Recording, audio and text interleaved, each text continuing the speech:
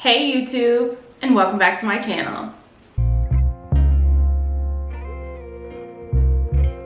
Alright guys, so we are back yet again with another edition of Euphoria review. This time around, we're going to be reviewing the season finale. Yes guys, Euphoria season 2 has come to a close and they have given us a finale, and you know we got to break it down. Absolutely. Before we get into that, I just want to mention that I do have merch. I have t-shirts that say Mackie Speaks with the design that I created on the front, and on the back it says Mackie Speaks on YouTube. Please send me a DM on Instagram at Mackie Speaks, or leave me a comment down below on this video or any of my videos. I'll get the notification. So send me a message to let me know that you're interested in a shirt, and then we can go from there as far as like pricing and you know how I'm gonna send it to you and all that stuff. So yeah, merch is available. I think I'm gonna do these t-shirts in both white and black, so you can just let me know like what color you want and what size you want, and then yeah, we'll go from there. So if you're interested in some Mackie Speaks merch, please let me know. I love this merch. I'm so excited about it. And you know, this merch goes really well, which I feel like it will, right? Because like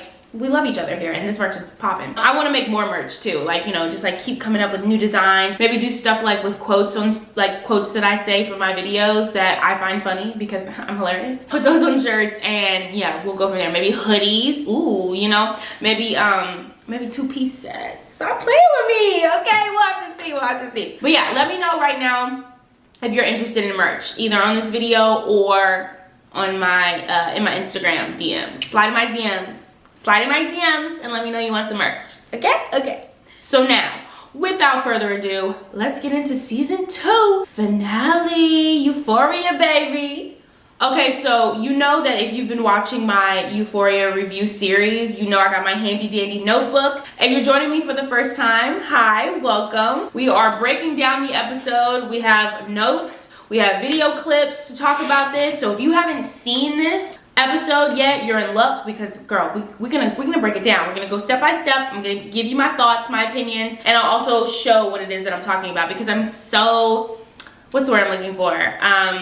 I'm so efficient, I'm so prepared, I got you, I'm so that girl, you know what it is, okay? But I will have, if you have not seen my other Euphoria reviews, I will have them linked in this video at the end. Well, I'll have like 2 of them linked. I have 3 up now because I'm that girl, right? I have 3 of them up right now, episode 5, episode 6, and episode 7. We're on episode 8, and this is our last episode, but not to worry. Spoiler alert, Euphoria has been renewed for season 3. So we're obviously gonna have to come back and do this again in 2 years, because if you know, you know, Euphoria has been reviewed for season 3, but girl, season 3 not coming out until 2024, and it is currently 2022. So if you're watching this video and it's 2024, just know that when I filmed it, it was 2022 and we had to wait 2 years. Maybe you didn't, because you found it in 2024, but for the rest of us, it's gonna be 2 years. It's gonna be 2 years, but it's okay. I'm gonna see you in 2 years. And in the meantime, you know I'll have other content for you, so it's not to worry. I got you. We'll hang out. Don't worry. All right. So Euphoria season 2, episode 8 finale. This episode was called "All My Life, My Heart Has Yearned for a Thing I Cannot Name." I said, triggering. Why are you calling me out like that? Like, why make me sad? We haven't even started yet. All my life, my heart has been yearning for something I cannot name. Correct. You know, correct. I mean, I can name a few things that my heart is yearning for absolute sure, but then when I get those things, am I not gonna want something else? Sam, get out of my brain, Sam. So opening scene, right? We open to Fez and we see him still with the flowers in his hand, like getting his suit together. He's about to head on out to Lexi's play. So remember in episode 7, we saw this, right? We saw Fez getting his shirt steamed by Faye. We saw him picking up the flowers. We saw him texting Lexi, letting her know that like he was on his way. She saved him the best seat in the house, all that good stuff. But we don't ever see him make it to the play. Now we know why, right? Because I do believe his name is Curtis. Shows up to the home of Fez, shows up to Fez's home, and he's like chilling on his couch, and Fez is like, yo, what's good with this? What's tea with this? And we know this guy, Curtis, I do believe, let me just look real quick.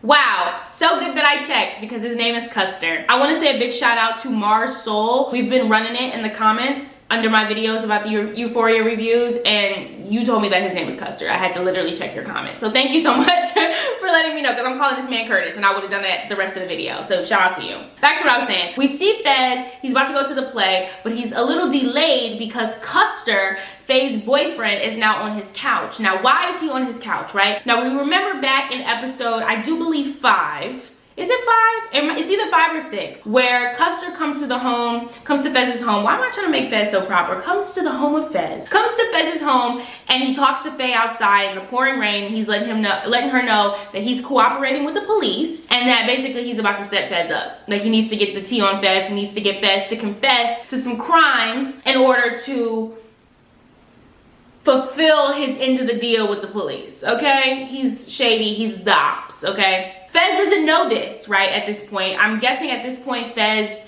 is thinking that Custer is like a friend of his, because if you do remember, the reason why Faye is living with Fez is because Custer needed somebody to like protect her during a time where he couldn't. And so Fez takes Faye in on behalf of Custer. So I'm assuming Custer and Fez used to be homies, you know? So it's like, I guess to Fez, like, oh, dude's over. Cool. I mean, like, I wasn't expecting him, but like, sure, I'm like, you know, that's my bro, whatever. But he's the op, right? He's the op. Now, the only person at this point who knows that Custer is the op is Faye. So here we have Fez, who's about to leave to go see our girl Lexi, but Custer stops him, right? And Custer's like, oh, bro, I need to talk to you for a second. And Fez is like, well, what you need to talk to me about? You know, like, I'm about to head out the door. And Custer's like, I gotta talk to you about everything. First of all, what you mean? Everything. We haven't spoken in months. Like, what do you mean we need to talk? And you see me in this suit, you see these flowers in my hand, you heard me say I have to go somewhere, you hear unannounced, what do you mean we have to talk about everything? So it's already giving shady vibes, and you know our boy Ashtray, if you saw episode 7, he's already not with it, okay? He's already peeping game, he done already came to the couch with a knife in his hand, he's not with the stuff. So everybody's kind of like, what's up? Now remember, the only person that knows Custer is on that shady stuff right now is Faye. And what does our girl Faye do? Because you know I had a problem with Faye last episode review. If you saw my last episode review of episode 7, you know I was like, Faye, what's up? What's up? You living in Fez's house, Fez and helped you, and you can't tell Fez the op is on his couch? But it's okay, because my girl came through, she saw my video, and she was like, no, Mackenzie, don't worry about it. I got you. I'm gonna let him know. And let him know she did. Faye drops the glass in the middle of the conversation. And when she goes down to like, oh, let me get my, you know, the glass that I dropped, right? Don't make it look suspicious. Like, oh, sorry, I just dropped my glass, like whatever. She goes down, she makes eye contact with Fez, and what she do? She hit one of these. My girl was guest starring on Pretty Little Liars right then and there. She said, shh. And Fez knew right there. He was like, okay, there's some stuff going on. And Fez didn't make not one more word. And then Faye takes it a step further. I was like, yes, Faye, I like that. You giving me real ride or die, real like that girl energy. You know what I mean? What I was gonna say, like Bonnie and Clyde. Yes, she's giving me real Bonnie energy right now. Like, I got you, Clyde. Like, don't even worry about it. She's like, oh, like, didn't you say that Lori killed, who was it? I don't know, some guy. Didn't you say that Lori killed blah blah blah? And I know, don't be mad, y'all. Please don't be mad at me for not knowing these random characters' names. Okay, you saw the episode, and if you didn't, it doesn't matter, because it doesn't matter. That person is not alive anymore, and they're not relevant to the storyline. Other than the fact that this is the reason why this guy Custer is trying to set up Fez, because there was a that was done by Ashtray. Okay, our boy Ashtray, because he's a 15-year-old. You let me tell you. But he, instead of trying to incriminate Fez, Faye steps up and is like, yeah, because Lori, who we know is the woman who sold sold Rue the suitcase of drugs, or gave Rue, I should say, not sold, but gave Rue the suitcase of drugs with the intent that Rue was going to sell the drugs in order to get money and give back to Lori, blah, blah, blah, blah. So you know Lori is like a shady character, and I guess she's even more tied up in this whole situation than like even just with Rue, right? So Faye is like, oh yeah, Lori, you know Lori, she committed that. You told me that. And he's like, no, I didn't cuss her. No, I didn't. Like, what are you saying right now? And she's like, yeah, you did. Like, you know those people scare me. Like, why are you trying to protect them? And I'm like, Faye, that's my girl, okay? And I love that Fez doesn't say anything. Ashtray doesn't say anything. It's not surprising to me that Ashtray doesn't say anything. He's a man of very little words. He's about that action, okay? But he also peeped the scene of, like, this doesn't feel right. Like, I'm gonna keep it quiet. And honestly, we all need to take the point of view of Ashtray in our lives. Like, let's hear what's going on before we have something to say. Because the more you hear, the more prepared you are to speak. Right? That's a lesson for my boy Ashtray. So nobody's speaking except for Faye and Custer, and Custer's like, shut up! That's not what I said. You know, he's getting angry at this point. Like, you messing up what's going on. I already told you the police are listening, you messing everything up. But Faye is loyal to my boy Fez, as she should be. Bonnie energy, okay? So Custer's getting hot, you know, shut up, Ashtray. I tell y'all, man, Ashtray is about little words. He don't do all that talking, okay? He comes with the action. He gonna watch you for a little bit and he gonna let you know what's up, period. And that's what he did. He comes up and what's he do, y'all?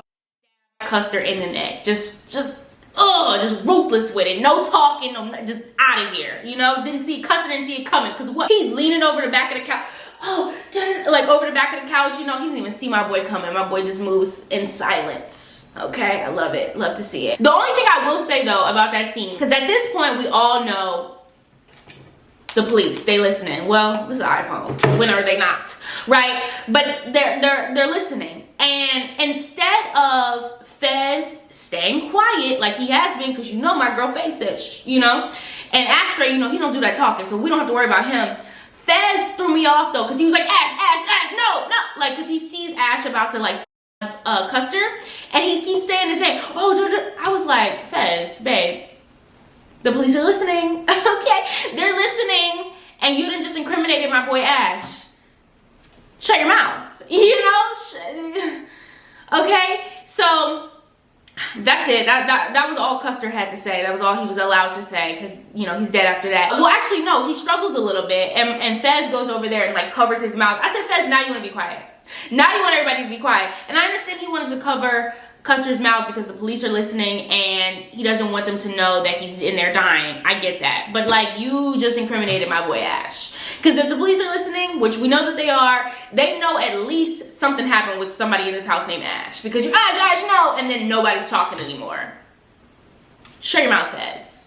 Yeah. This is all opening scene, y'all. They came in kind of hard with this this episode, which they should, right? It's the season finale. Then they take, you know, Fez grabs the phone, the listening device at this point, and he drops it in the soda so that like the police line of contact is cut. So now, swinging on over to part 2, we're gonna go over to Lexi and Fez. We're flashing back, so we're not at the play right now, but we're going back to before the play, and we're showing this dynamic again of Lexi and Fez having this like getting to know each other stage. And now that I'm thinking about it, did we need that? Did we need this scene? I mean, like, hello, we've seen them talk on the phone a bajillion times. And, like, what are they talking about this time? Like, their future together? Like, oh, I want 3 kids. Oh, I like Little House on the Prairie. I want to be a farmer. Who cares? You're going to jail. Yeah, you're going to jail. So does none of this matters. None of this matters. This wasn't giving Lexi inspiration for her play. Literally, I don't see her at all in this play talk to Fez. We didn't need all these scenes, is what I'm trying to say. Like, Sam, I feel like, and I know a lot of people feel this way, the writing in this season was just, it was just like not honed in at all. I don't know if Sam needs to bring some writers in. I don't know who's really writing these episodes. They're not bad. I mean, the actors are fantastic. They're people we care about. The cinematography is beautiful, but it's like, it's so much unnecessary stuff and just like not enough stuff that's answering the questions that we as the audience are having. We don't need another scene of them talking on the phone. I'm so sorry. Like, I get the appeal of Flexi and all that kind of stuff, and like at this point I'm with it, you know. I like Lexi and I like Fezco, but it's like we've seen them talk on the phone. Let me see him take her on a date, right? Let me see him bang it out. Look, you know, but I'm tired of seeing them talk on the phone. We don't need that. Since we have it, okay, I will pick it apart for things that I like and maybe dislike, but I actually don't have anything to say about dislike, but so I will pick it apart for the things that I liked. Lexi saying that she wants to have kids at 30, I said, yeah. I relate to that, because I'm not trying to have no baby in my 20s.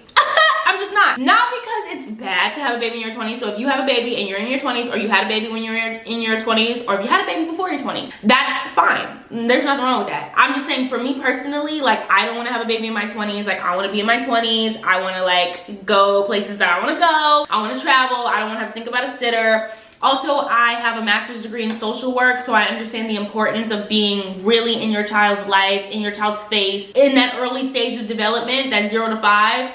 That's a lot. That's a long time. 0 to 5 is 5 years of me having to like not do me anymore.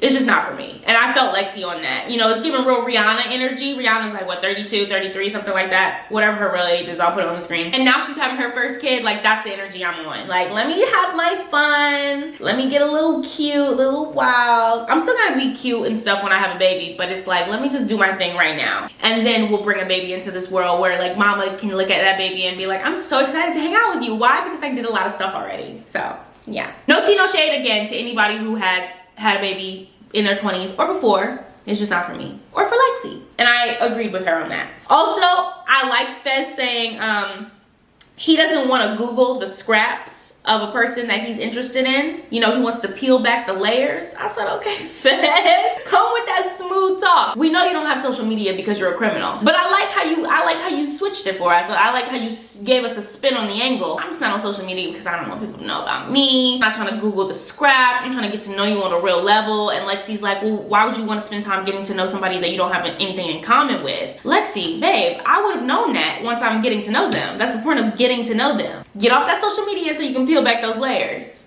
All right, that conversation that's what I got from it, was babies in 30s and we gotta peel back those layers. I'm gonna still keep my social media Fez, but I hear what you're saying. It needs some mystery. He's right about that. Honestly, imagine having a boyfriend, a girlfriend, a significant other, doesn't matter the gender, and they are not on social media. That means nobody's in their DMs. That means they're not in anybody's DMs.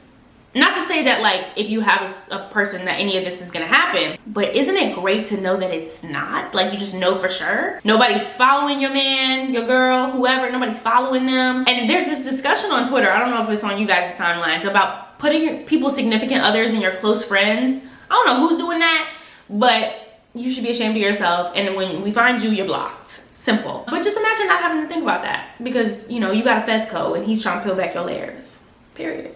So now let's go to part 3. And part 3 I have labeled, and you guys will see in the video with the timestamps, I'm giving these chapters. I'm naming my episode for myself, because this is an episode, right? So I'm naming my chapter episodes much the way Sam is naming his episodes in full with the title. My chapters will have names this time around instead of just like what's going on in them. This part 3 chapter is labeled Here Come Cassie, because here she comes. We saw her in the last episode at the door. She's huffing and puffing, about to blow the play down. She walks into the door, she's angry. She walks down the little ramp to go to the stage, and in this moment I will say she's giving me like Single White Female vibes, if you guys have seen that movie. Is that the movie? Is that what it's called, Single White Female? I do believe. She's giving me crazy. She's giving me angry. She's giving me vengeance. She's giving me like, I'm so mad I can't even see straight, you know, because it's like her eyes like a little crossed or whatever. Of course she's crying, you know, it's probably just the tears. She goes to the stage. And you know what? We talked about this, right? We talked about this in the last episode. We were like,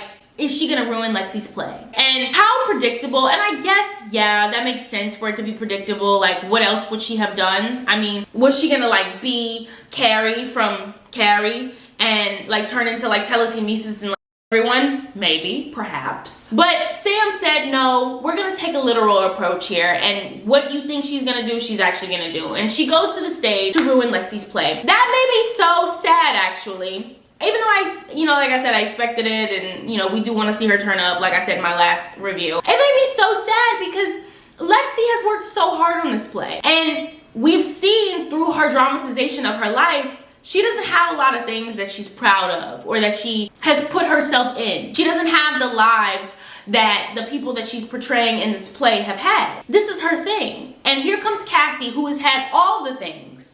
She can't stand to see her sister have this one thing because, oh, it makes me look bad. Because you made my boyfriend, that's not my boyfriend, break up with me. Girl, shut up. I'm so, like, she's so aggravating. But anyway, so Cassie's gonna go on the stage and she wants to ruin Lexi's play. And she's like,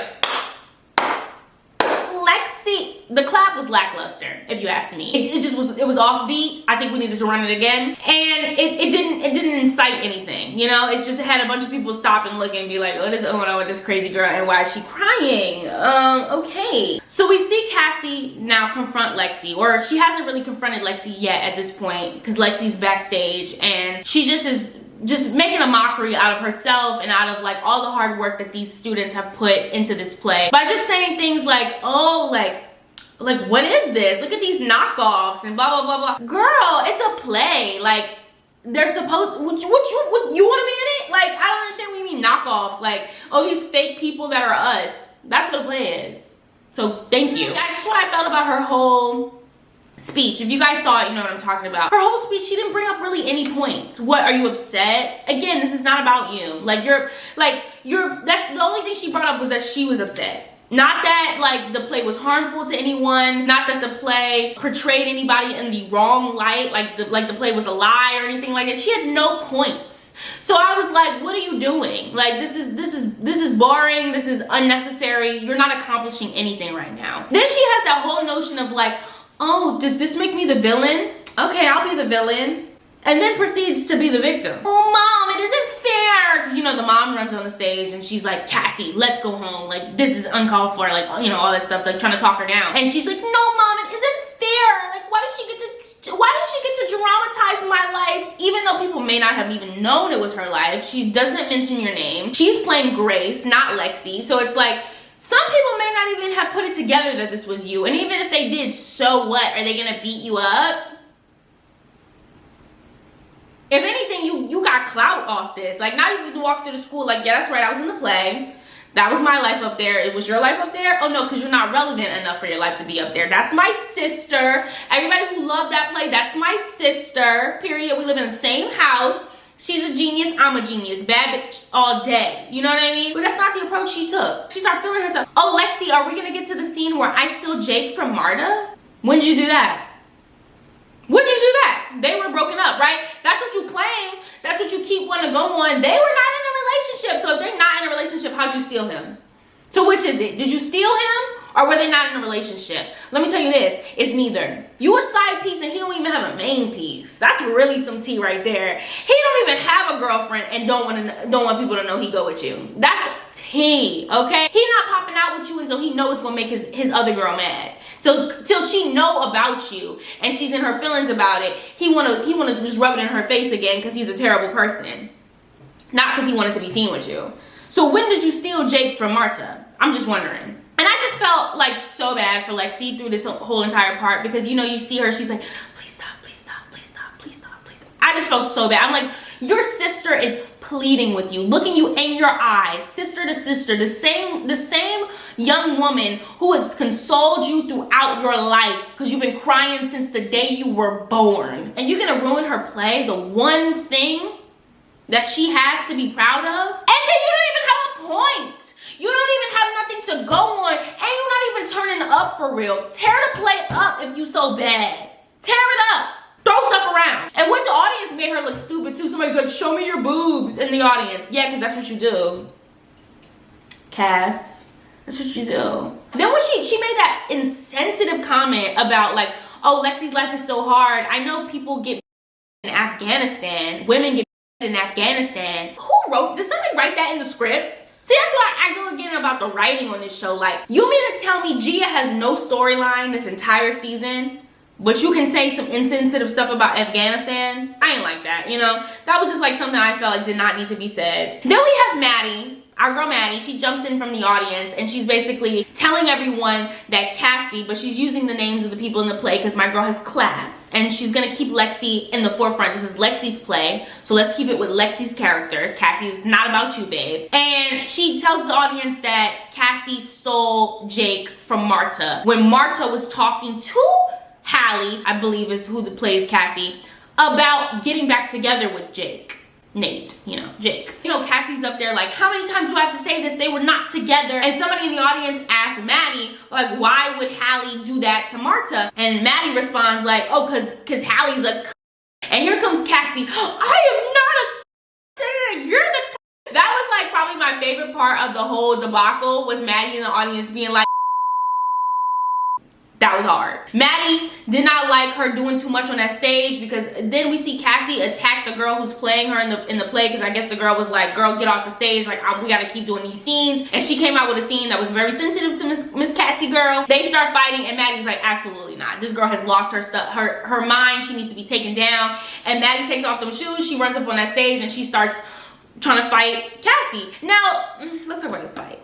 Let's talk about this fight. Now, if you have social media, you probably already heard about this fight, but let's talk about this fight. Boring! Boo! Tomato, tomato, tomato. Like, it was just like, listen, I feel like this thing between Cassie and Maddie has literally been the premise of this entire season. They have built us up, let us down, and built us back up again. All these little cutaways, all these you'll have to see next episode, have gotten us to here, have gotten us to this moment on this stage. And you're gonna give us a little air slap? I'm sorry, I understand Maddie slapped Cassie. She did not slap Cassie. That little in the air slap that we just hear a slap noise, I wanna see some fighting, especially if you're gonna, oh, I'm about to get violent. You know how she said that in episode 5. And how she's ripping off the shoes and run on the stage. That's fine. Do all that. Give me that. That's fine. But when you connect, baby. Don't take me there and drop me off. Take me there and take me there, okay? And they continue to not fulfill me in the way that I need to be fulfilled. Now, all of a sudden, Cassie and Maddie, they're running off stage, and you see them running through the hallway. Now, we do have that one moment where Maddie, like, smashes Cassie against the brick wall, and I guess that was kind of funny, but all of this tea for it to be lukewarm. I need scalding tea, babe. Especially you to make me wait for it. That tea need to be in the kettle steaming. And this is too much for the tea references, sorry. But you get what I'm saying. Like, this little dry fight, like, I'm so sorry. Like, and honestly, it's not giving what it needs to give anyway, because it's been so long. Maddie has known about this now for a little minute. She didn't decompress in the pool with Samantha, all that kind of stuff, since finding out what's really going on between Cassie and Nate. Now all of a sudden they want to fight. It's not gonna be the same intensity. I understand she was mad in that moment, but like, a little late for that. Little late for that, Sam. Also, Cassie, lame. You don't even try to fight back. Like, you really on this tip of like being this girl, this bad girl, this girl for vengeance, this girl who is so mad that Nate is like no longer with her, and you don't even fight back. You want to slap this random girl who has nothing to do with this. She's just doing her job. She auditioned for a play, got a role, and now she has to perform the play. You want to fight with her. With the girl you've been sleeping with boyfriend, you've been sleeping with your best friend's boyfriend, and she comes and slaps you in the face in front of your entire student body and you running? I don't even want to see you next season. That's how I feel right now. I don't even want to see you next season, because did you earn it? Did you earn to be here next season? I mean, my boy Nate then dropped you. I'm sure he's going to pick you back up, and I'm sure you're going to be right there waiting for him to pick you back up. But at this point, I don't care about you. I don't care about you, because it's like, girl, if you're going to wreak havoc, baby, wreak havoc. The hell are you doing? Pissing me off. That's what you're doing. Sam, do better. Do better. I want to see a Brooke Valentine girl fight. You guys know that song? Y'all remember that song? Okay. All right, y'all. So we're going to go to part 4 now. And I've titled this chapter Elliot's Song. And if you saw the episode, you know exactly why. Because, girl, that song was that the episode? Because it felt like it was a long song. Okay, is what I'm trying to say. It was a long song. Beautiful song. Pretty song. Long song. Okay? So, we see part 4 start with Rue. She's looking at Elliot in the auditorium, and she tells us that like a couple days before that moment, she had gone over to Elliot's house to forgive him for snitching on me and all that kind of stuff, which, I don't know, slippery slope, because you forgive him for telling your parent and Jules that you were about to die. Maybe you should be telling him.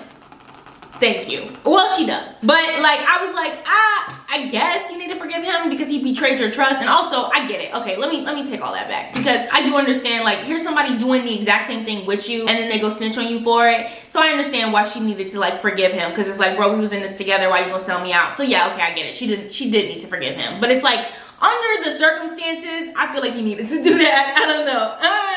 Slippery slope. But he's a snake. He's a snake because, he messed with Jules, right? He got with Jules. Dominic Fike, by the way, in real life, is the person who plays Elliot, and we know Jules is played by Hunter Schafer, and they actually date in real life. That is irrelevant to this storyline because in this storyline, they some snakes. All right, they some snakes. But also, though, I am glad he told her mom because wow. We could have lost her. We could have lost her. So I'm not gonna be too hard on him, but also he's a snake. So I need to ask you guys, does Rue know that Elliot slept with Jules? I can't tell. Personally, I feel like she knows a little bit. I mean, she knows enough to feel like she needs to like forgive him, and knows enough to know that like they probably really can't be friends for real. But like maybe she doesn't know because she gives him that look in the auditorium where it's like a smile, I had to go forgive him, like we're cool now, whatever. Would she be cool with him if she knew he banged her girl? I don't know. Does he know, y'all? I don't think he knows. I don't think she knows. Y'all tell me. I don't know. But why is she so mad at Jules? Like, is she mad at Jules for the same reason? Like, is she mad at Jules for being in her home, telling her mom what she did? And is she also still mad that Jules left her in season 1, at a time where she's like, I love you, I need you? Is that all she's mad about? Or does she know? Does she know that they slept together?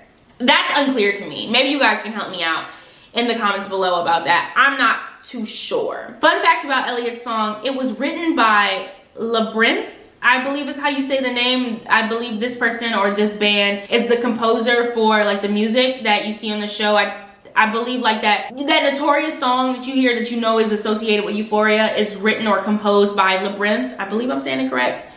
But this song, Elliot's song that he's singing to Zendaya, to Rue, where he's like, can I play something for you or whatever, and the song seems to be about his relationship with Rue. Like he's saying things in the song like, I had to give it all up for you, hope it was all worth it. Like I got the message that he is basically saying like, we are no longer able to be what we were supposed to be, but I had to do that in order for you to be better. I don't know, that's just from the song that I got. But that song that he's singing is written by Labyrinth and Zendaya, like not Rue, but like Zendaya in real life, like they wrote that song. So cute. And also fun fact about that song, it is going to be available for us to like stream on Friday, like this upcoming Friday. So if you're seeing this on Thursday, like I'm planning for you to see it tomorrow.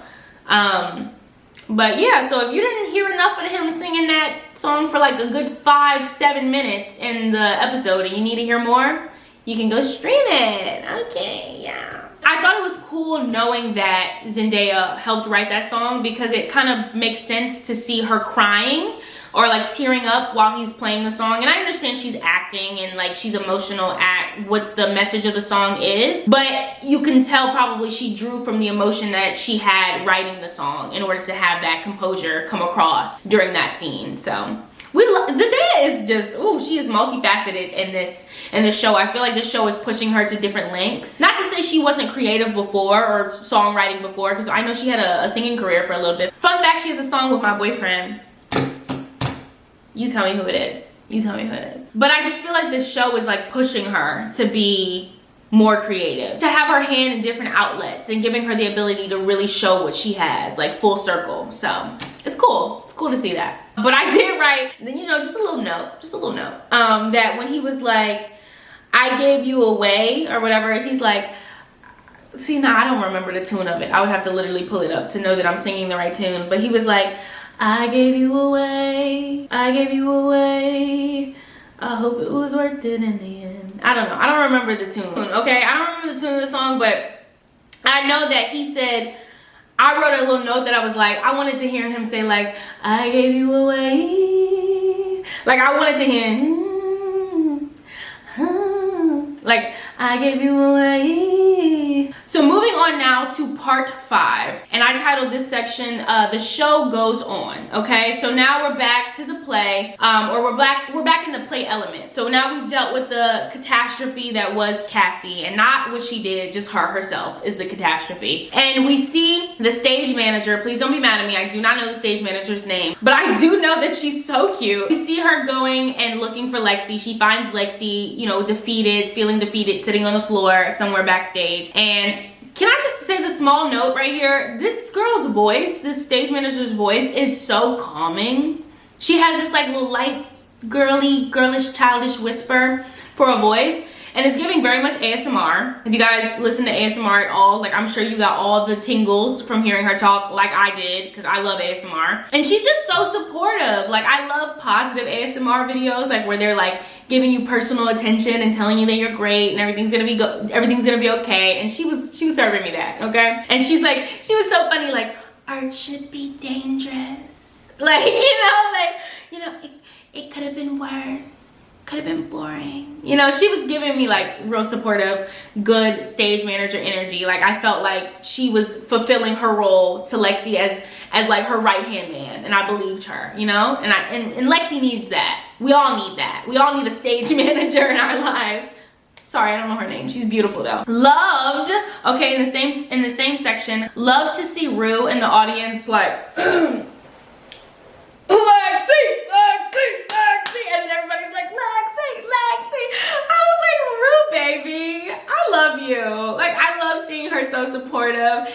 And it really just put the emphasis on the fact that, like, they were best friends, you know, and that there's the possibility of them rekindling that. Because it's not like they had a falling out or anything. They kind of just grew apart. And I saw somebody put on Twitter that they felt like Rue and Lexi's relationship was so beautiful because they had the type of relationship where they had to grow apart in order to really be there for one another. So it just was really super sweet to see her supporting Lexi. And honestly, if anybody should have been upset about this play happening about their life, I feel like it should have been Rue. Like, Rue's got, you literally showing like one of my weakest moments. You showing me doing drugs.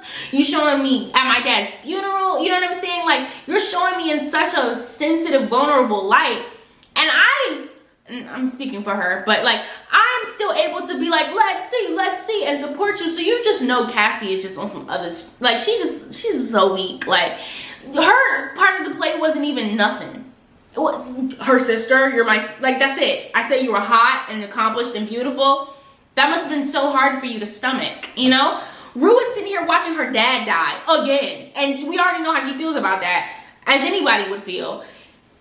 And she's still sitting here supporting, like, it's just not about Cassie, but knock her out. Okay, anyway. Flashing back to Lexi backstage where she's like looking at her cast of her show, of her play. And she's like, Hallie, get back on that pony. And the stage manager is like, giddy up. Girl, I would have been like, okay, you heard her, giddy up, you know? I said, okay, promoted. You know what I mean? Like, yes, ma'am. Like, you better support me in everything that I say. My girl said, giddy up. No smile. Period. It's done with. Giddy up. You know? Period. Loved it. And we see Lexi. She goes back out to the audience to let them know that, you know, they had some technical difficulties, which obviously, but some people were, I guess, assuming that all that was a part of the play because, you know, at that point, it wouldn't have been far-fetched, you know, and what wasn't a part of the play, you know? Like, they didn't just simulated an entire sexual innuendo encounter with the football team. Like, why isn't it plausible for the real Cassie to run out of the audience and get slapped by real Maddie, you know?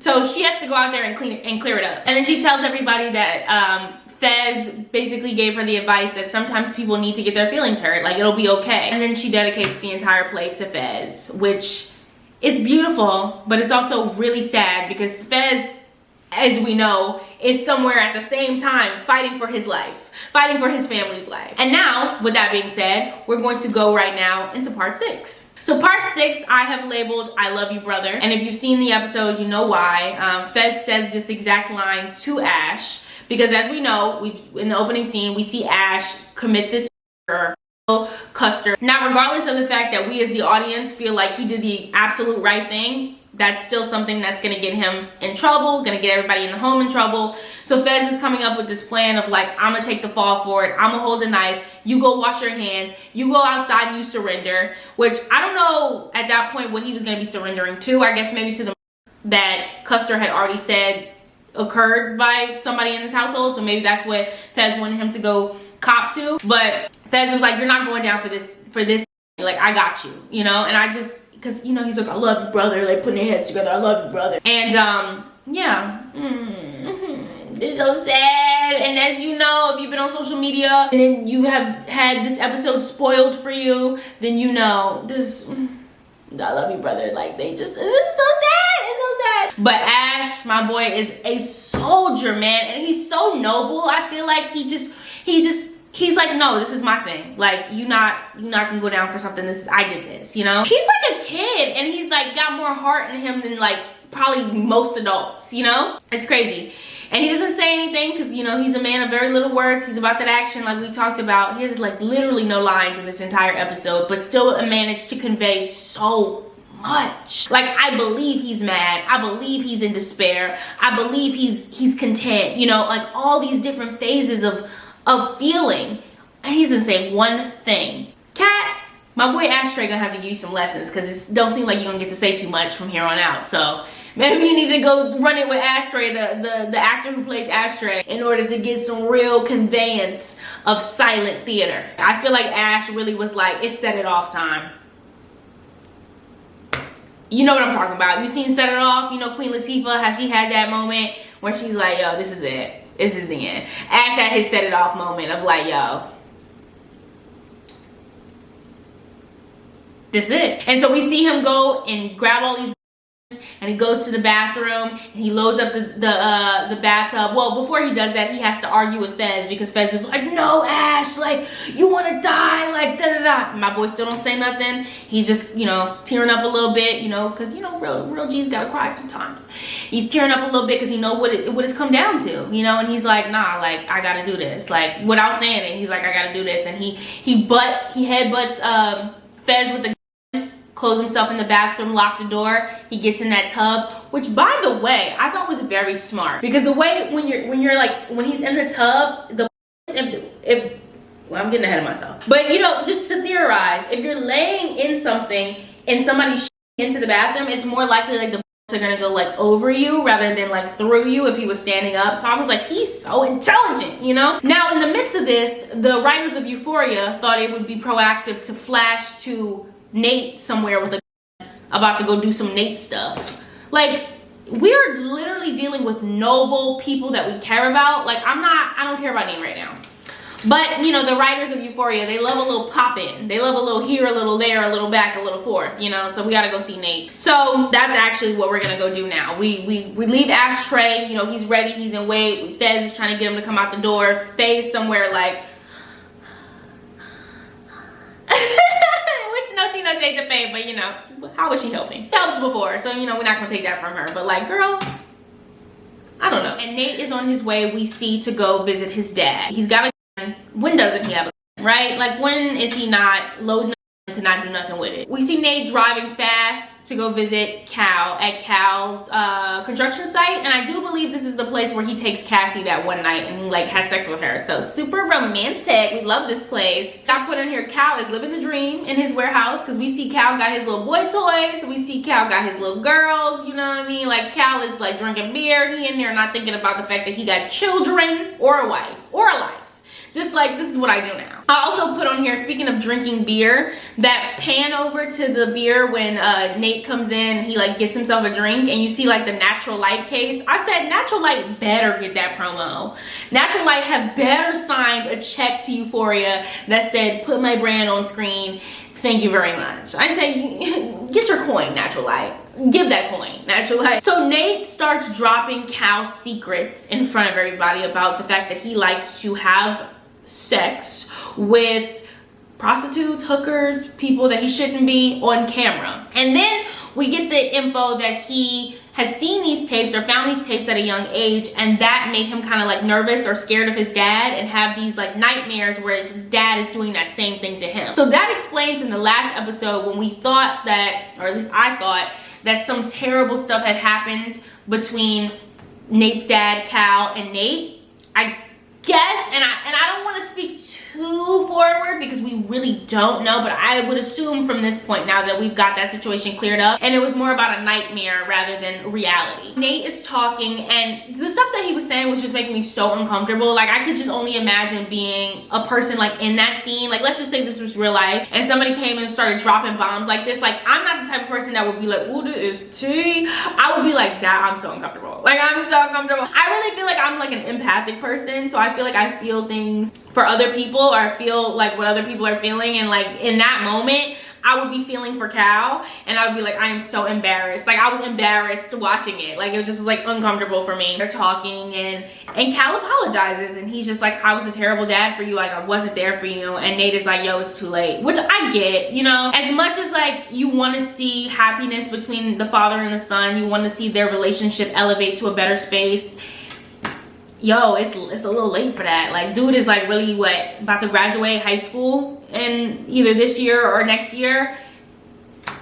It's a little late for that I'm sorry stuff. And you left and you like living in a warehouse with like your people and you peed on our floor. Like, I don't know, I'm just like not into the apologies either, I guess. However, that being said, we see Nate sells Cal out, so I'm guessing he first of all lied to Jules by saying like, nobody else has seen this tape, nobody will see this tape, this is your tape, this is the only copy. Clearly it wasn't the only copy, because we see like Nate has sold his dad out to the police and he's not giving the police video of Cal having sex with overage people or people who are legal age. Adultery, unfortunately, is not like a crime. Like, he's not going to go to jail for cheating on his wife, but he will go to jail for having sex with a high school student. So we have to assume that Nate has given this tape of Cal having sex with Jules to the police. So I'm wondering how that is going to unfold next season, because I have heard, or at least Twitter has speculated, that Cal will be on season 3. Like, I think the actor who plays him has somewhere leaked that he will be on season 3, and he hinted at his character having some sort of redemption arc. So I'm guessing, you know, white man respected in a town like this is not going to go to prison. He's probably going to figure out a way to get out of it, or to get some sort of slap on the wrist, and maybe we'll see his character evolve to a better place, and maybe his relationship with Nate, his relationship with his wife, or maybe just his sexuality in general will evolve to a place that's more digestible.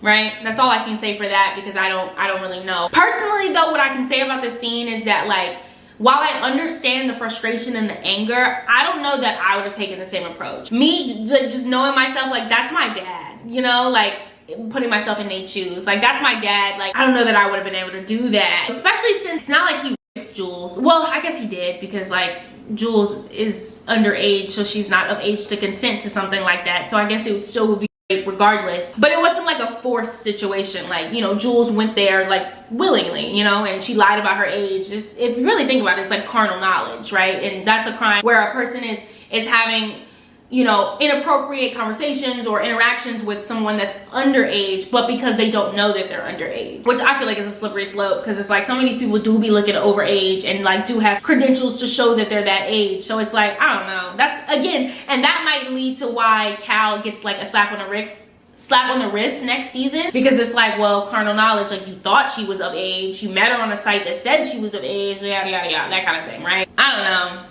I just don't know that I would have done that. But at the same time, it's like, if you are living with somebody and you feel like this is who they are, because he even says that, he's like, I don't think that you're gonna change. You are who you are, and I don't think that you're gonna change. That's what Nate says to Cal. So it's like, maybe he truly believed that and truly felt like this is the only way to get you to stop hurting people. Because he said it, I want revenge. I don't want your sorry. He's like, I want revenge on you. I don't know what the purpose of the gun was for, right?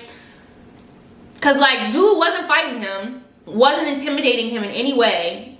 Why was unnecessary? Again, back to the writers, unnecessary scenes, because it's like we flashing from people who truly matter, Fez and Ashtray, to show clips of Nate loading a gun that's gonna be irrelevant. He's not even gonna use it. What, do you pull it out for 2 seconds and put it back in his pocket and pull out the DVD or the little flash drive? We didn't need that. Oh, they're so aggravating with that.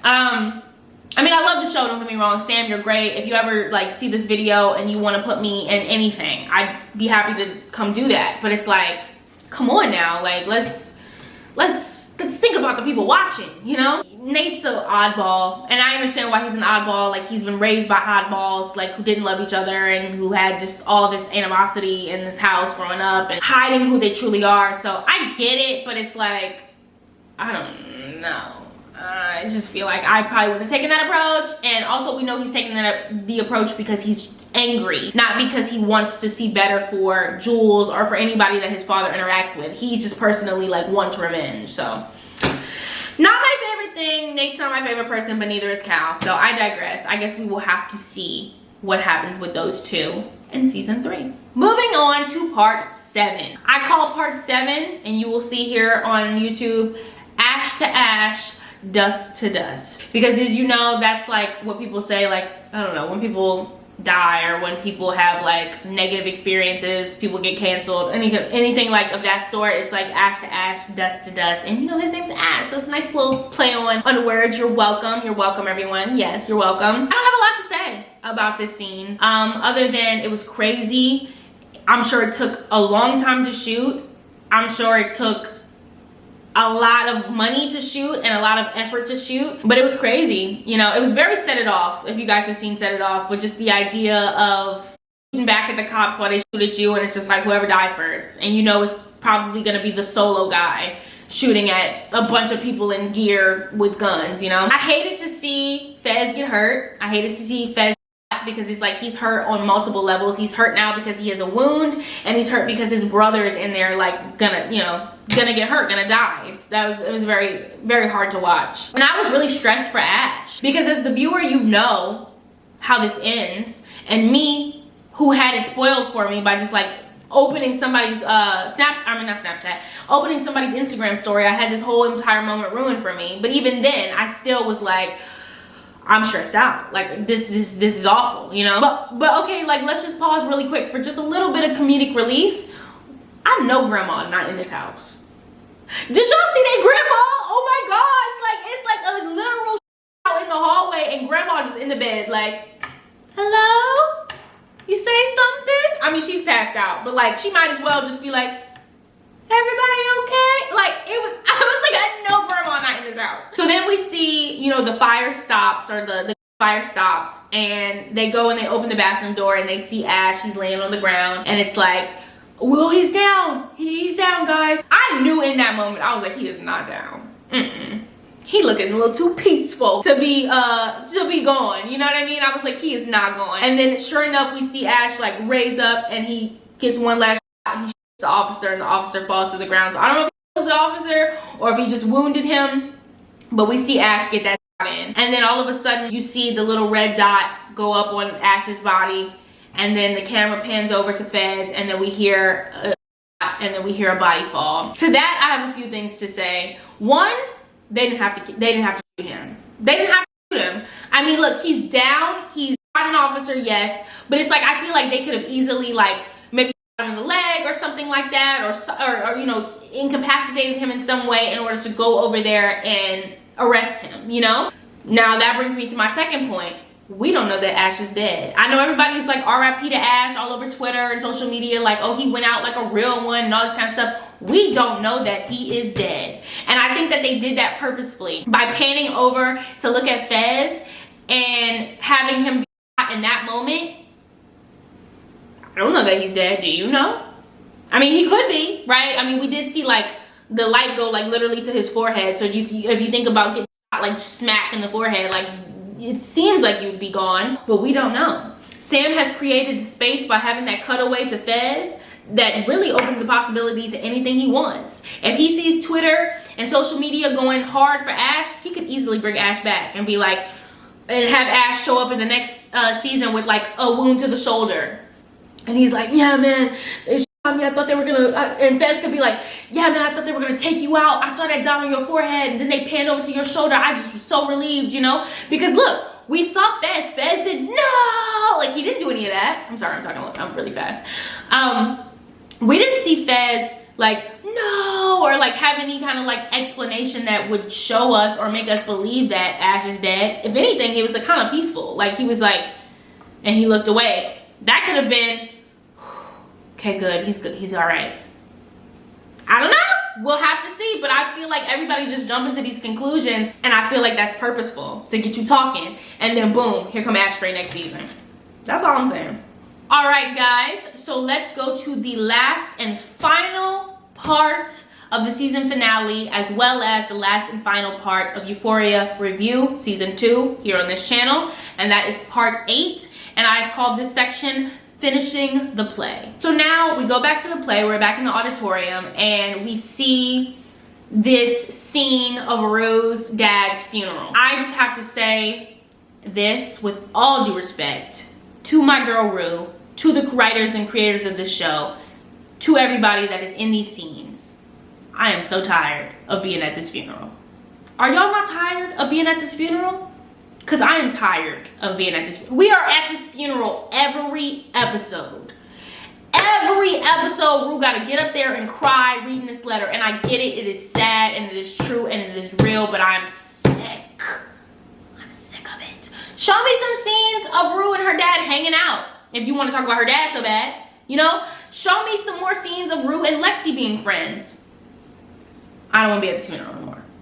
Okay, I digress. Also, speaking of dads, I don't like the comparison that they did with the cinematography between Rue's dad and Lexi's dad. This is two different situations completely. Yes, it feels like two people have lost their father, but one person has lost their father permanently. Another person has the opportunity to be with their father again.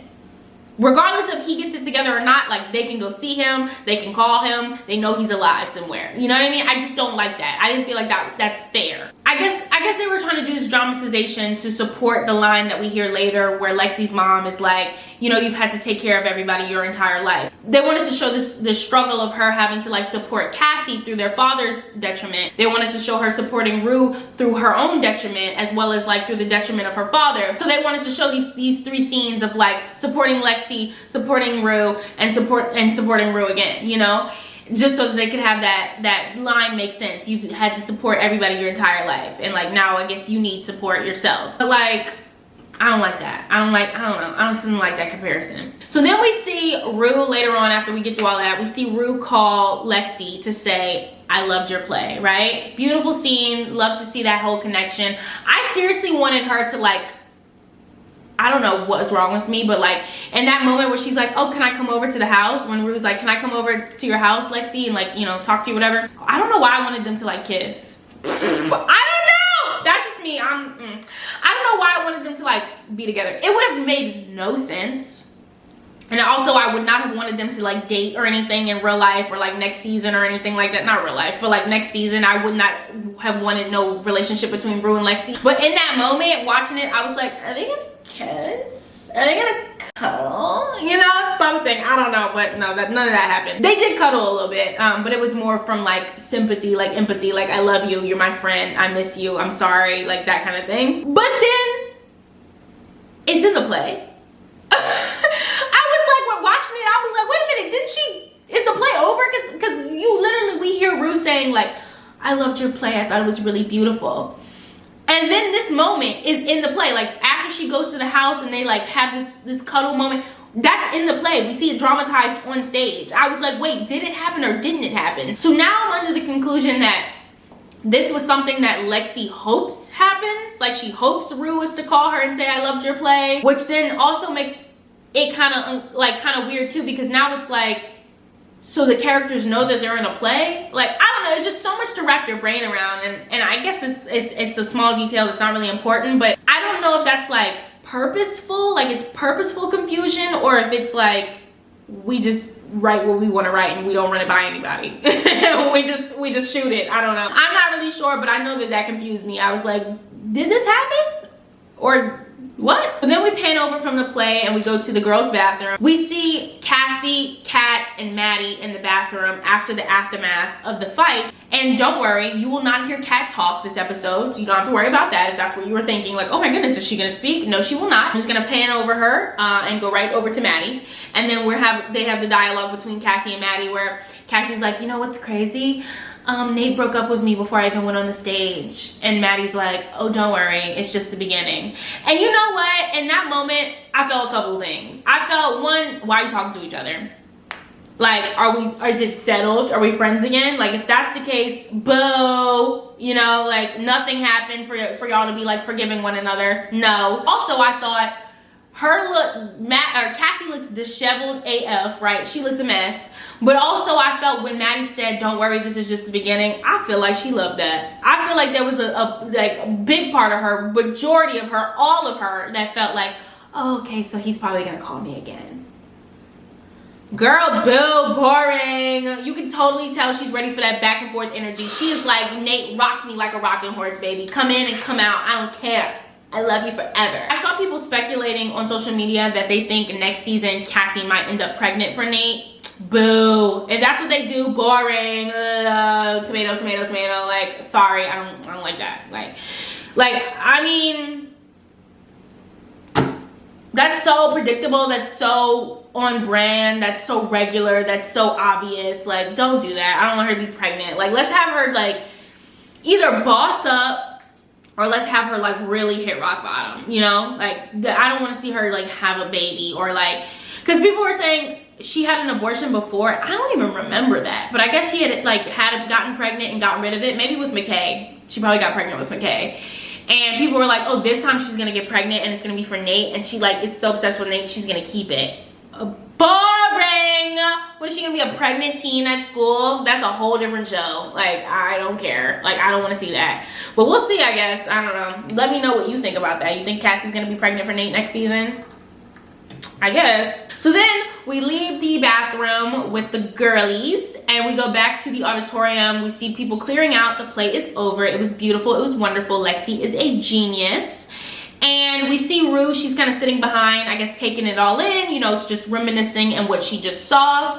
And what do we see? We see dirty, sneaky, snaky, don't get in my way, Jules get up and make her way over to Rue because she wants to tell Rue yet again, I love you and I just really miss you. Baby, if you loved me, why'd you leave me to get on that train? If you loved me, why did you have sex with the man that you thought I was having sex with? Ooh, if you love me, why are you in my house snitching to my mama about my drugs and you didn't even talk to me about it? If you love me. If you love me when I asked to be dropped off that night when we was all at the liquor store smoking weed and stuff, why didn't you get out of the car and come with me? Why'd you go back home with Elliot? If you loved me. You know what I mean? Like, I'm just over her. Like, don't tell her you love her. Like, Jules is giving very much like, I just need to keep you around. I just need to keep you around. I just need you in my orbit. I just need your energy. I just need to know that you're there. I don't really want you.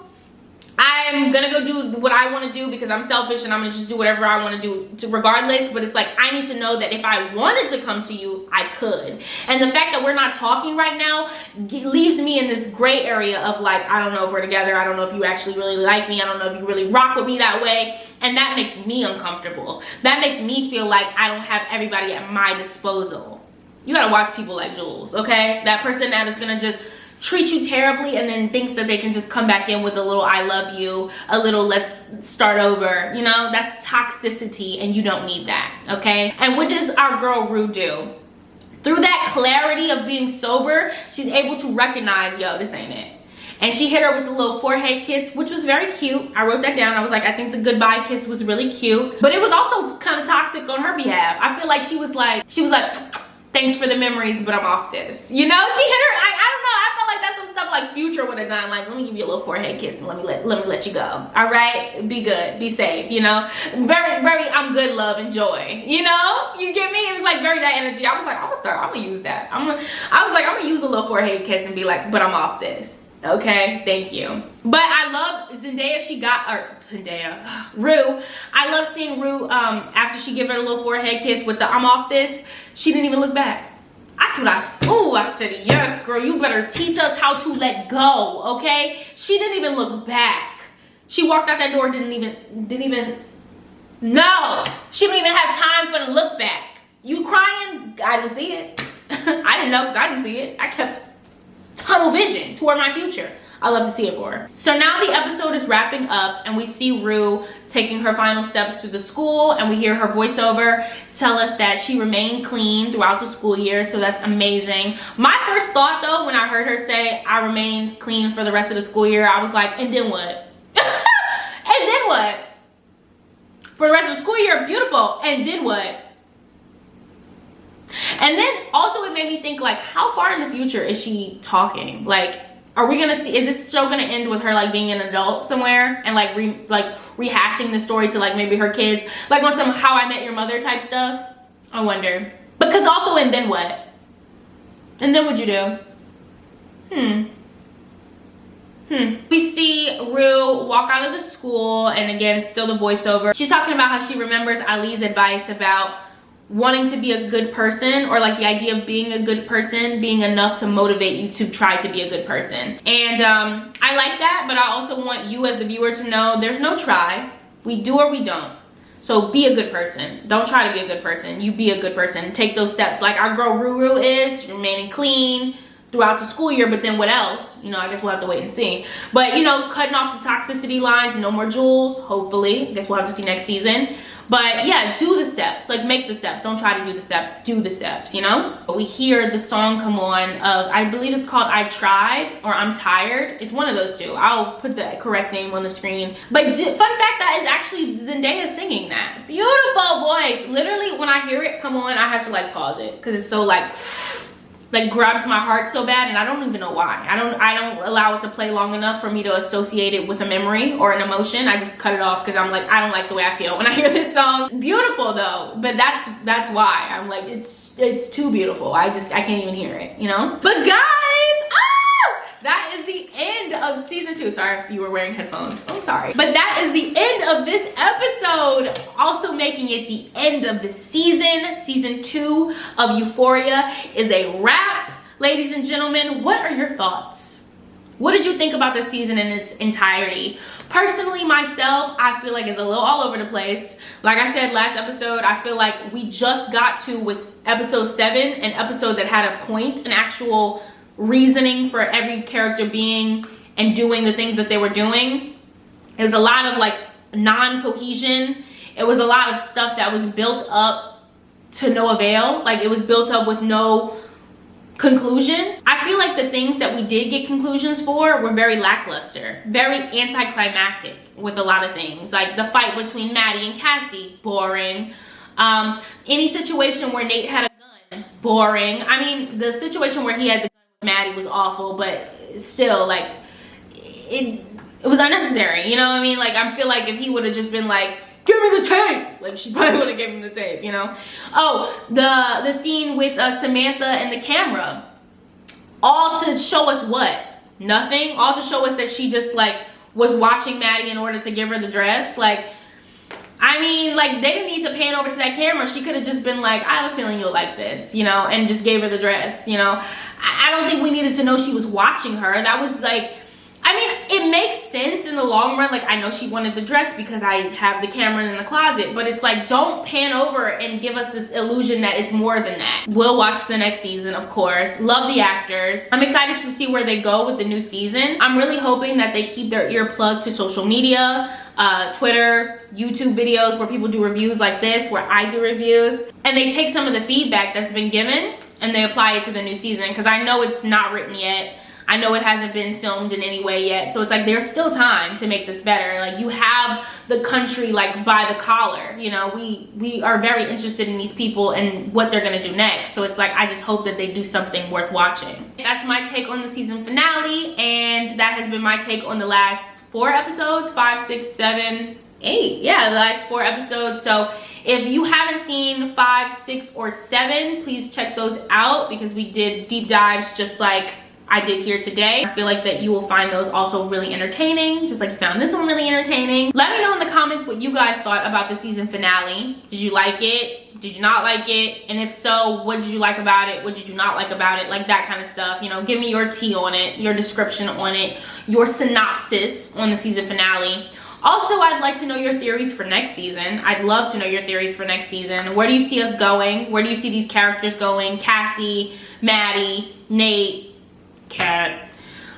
Jules, Ruru, Gia, ooh, right? Like, I want to know what your takes are, what your theories on. Is Lori ever gonna come for that suitcase? That's another thing. Is Lori gonna ever come for that suitcase? That's another thing, right? That's another thing that they built up. They get, oh, I'm gonna sell you to a family real. They're not gonna be nice people, right? We see her literally giving Rue morphine. That's another thing that got built up. I feel like her injecting Rue made me believe, and probably a lot of you believe too, that we were gonna see her go down this spiral of like needing to inject things, like she was gonna start doing like injectable drugs and stuff like that. Nothing. Clean.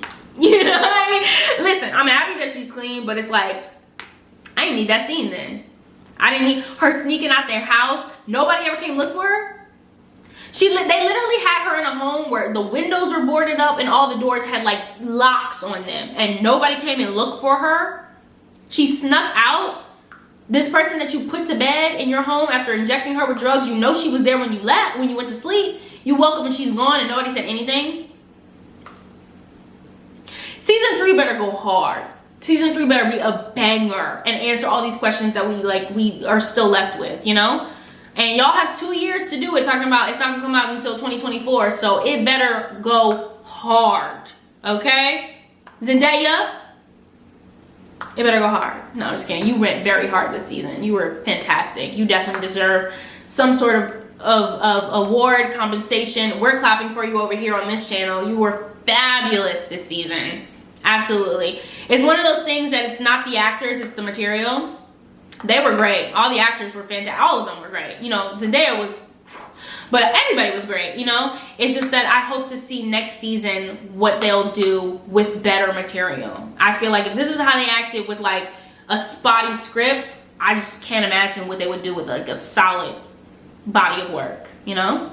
So that's my take on it. Thank you guys so much for watching this installment of Euphoria Review, season finale, season 2. I super appreciate you guys being here. Make sure you give this video a big thumbs up to let me know that you enjoyed it. It really helps me out here. Definitely leave me your comments below. Tell me what you think about this season, and also leave me some comments about your theories for next season. Hit the subscribe button if you have not already. Even though Euphoria is done, we are not done. There's still more content coming on this channel. And I'm also very open to know what it is that you'd want to see from me. So if you have any suggestions of videos that you'd like to see from me here on this channel, please let me know in the comments below. Don't forget that I have merch. If you're interested in getting a t-shirt, let me know in the comments below, or also just come to my Instagram at Mackie Speaks, send me a DM and we can go from there. Follow me on Instagram, follow me on all my social medias. They're all linked below. Everything that I do is linked below. I love you guys so very much. Thank you so much again for watching, and I will see you very soon in my next video. Mwah! Bye guys.